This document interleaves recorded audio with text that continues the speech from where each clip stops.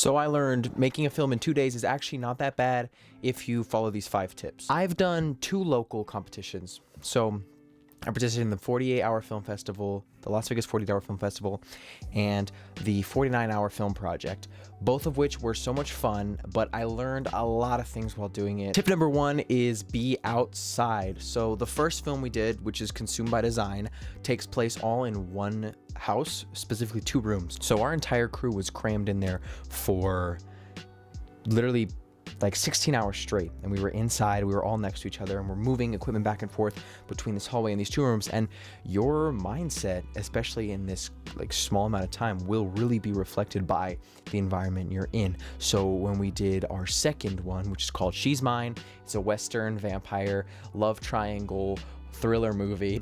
Most of that film was shot outside, and we found ourselves being so much more relaxed, so much more confident, and it was overall a better time filming. So my number 1 tip would be just a general advice is specifically be outside. The second tip is be comfortable with compromise. So part of the charm of these competitions is that things have to happen so spontaneously, right? You only have like 48 hours to get a film done. So you need to be making decisions on the fly. And the best part is when you have other people around you who are ready to collaborate and fully committed to the project for that weekend, you get a lot of ideas. Sometimes they'll, fill a gap in the story that you guys have been struggling to come up with, or it'll be an idea that might shift some things around. But be comfortable with compromise, especially if you're in a leadership position like the director, like I was on both the projects. It's important to, especially for these 48 competitions, be comfortable listening to the people around you, because they're there to have fun, they're there to give input.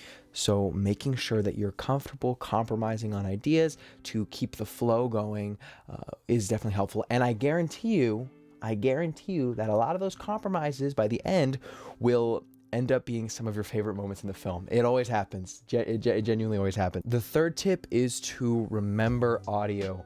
Me personally, I'm a very visual storyteller. Part of my favorite aspects of film are in the visuals. I love the color grading. I love cinematography. I love composition. And I overall, lighting, like that's my jam. I love production design. So I'm always all in the visuals. And especially when you're working under such a fast pace, it's really easy to forget about audio. So make sure you have, someone on deck. Make sure that audio is good, because people always forget it's 50% of the experience, man. Like if you watch a movie on me, like I don't need to get into that, but just remember, especially when you're working so quickly, it's really easy to forget about audio, or at least, put it behind everything else and not make it a priority. Please make sure that it's a priority, because that's going to be so important for the final product. The fourth tip is going to be making sure you're keeping the morale of your crew up. Dude, food and rest are so important for these competitions. So figuring out what you're going to do on each day is super important. Typically, and especially for the one we're going to put on here, you have the first evening is when you get your prompt. So you'll have maybe 5 or 6 hours till like midnight from when you get your prompt to figure out, pre-production. So what our team did is we wrote, right? For that first evening, we wrote both times. And then we made sure everyone was able to actually get sleep, because rested crew is going to lead to a quicker time on set. I know it seems counterintuitive. It's like we should get less sleep and just go, get it out, but that's going to be slower. It's going to drag along. So be okay, shaving off a few hours to make sure everyone's rested. And then food is so important as well. Make sure everyone is fed and everyone has proper food as well. My team did potlucks.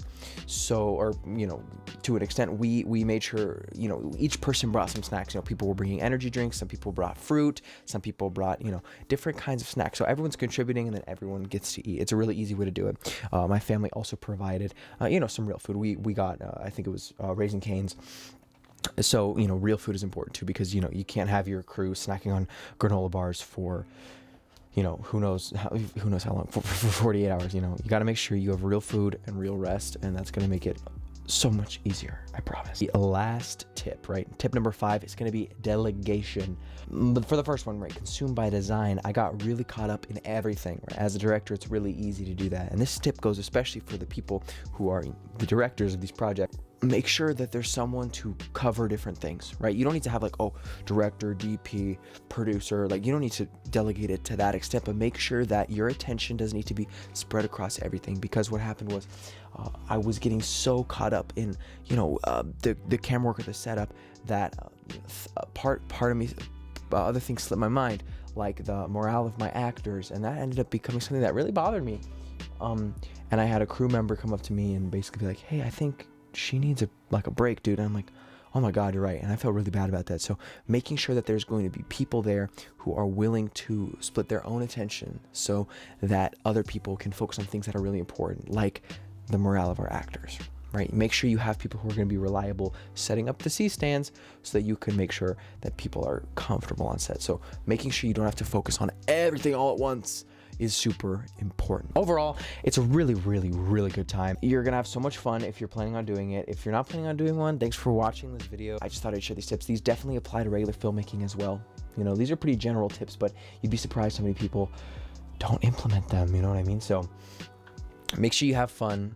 Don't worry too much about the end product. Worry about it to an extent, but don't get so caught up in your head that ends up being a bad time. Yes, it's always going to come down to the last few minutes. You think you have hours and hours ahead. You're going to be exporting with 15 minutes to spare. It's going to be very stressful. So brace yourself for that. But it's a really great team building experience. You're definitely going to build a family of people that you're going to be friends with for a very long time. And you'll probably have some of the best films of your career come out of it too. If you want to check out mine, they're on this account. The first one we did was Consumed by Design, and the second was She's Mine. Please go give them a watch. I'll show you guys right here. So here we got a Audience Choice Award for Consumed by Design, which, let's be real here. That's the important one, right? I always love getting Audience Choice. That it's telling, right? Because the audience is who's going to be, buying tickets to go see your movies. They're the people you really got to focus on. And then for She's Mine, we got Rookie of the Year. Look at that. They might have misspelled it.